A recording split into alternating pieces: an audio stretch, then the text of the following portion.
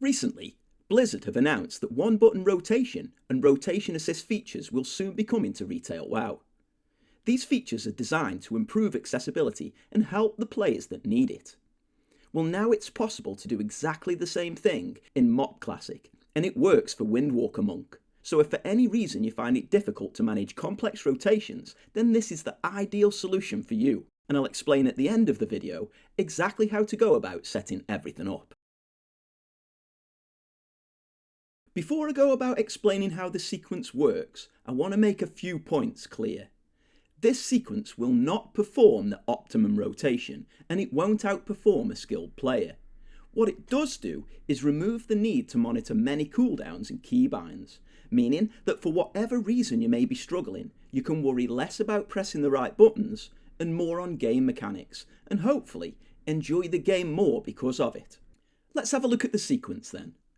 By spamming only one button, you'll cast Jab to spend energy and build chi. You'll cast Rising Sun Kick on cooldown and maintain those two important debuffs on the target.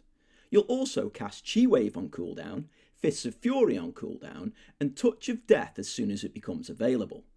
And if you have Symbiosis on you, Bear Hug will also be cast on cooldown. If you hold down Alt while spamming the sequence, you'll cast Spinning Crane Kick for when you're dealing with lots of mobs.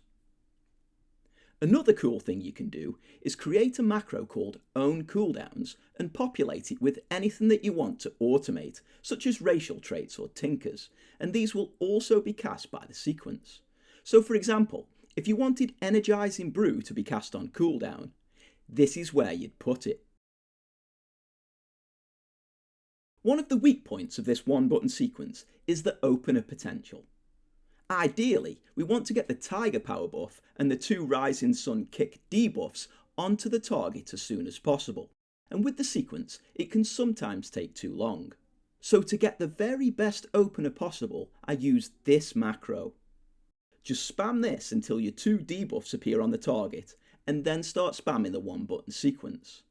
All you have to do now is self-cast Tiger Palm to reapply the buff, cast Blackout Kick to dump chi, and cast Tiger Eye Brew whenever you get 10 stat.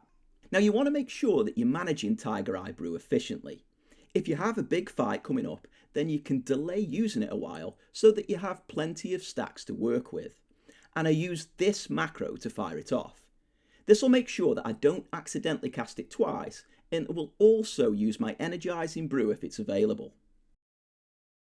Finally, you've got your defensive abilities to think about, but you're going to find this so much easier to manage now that you've got so little to do.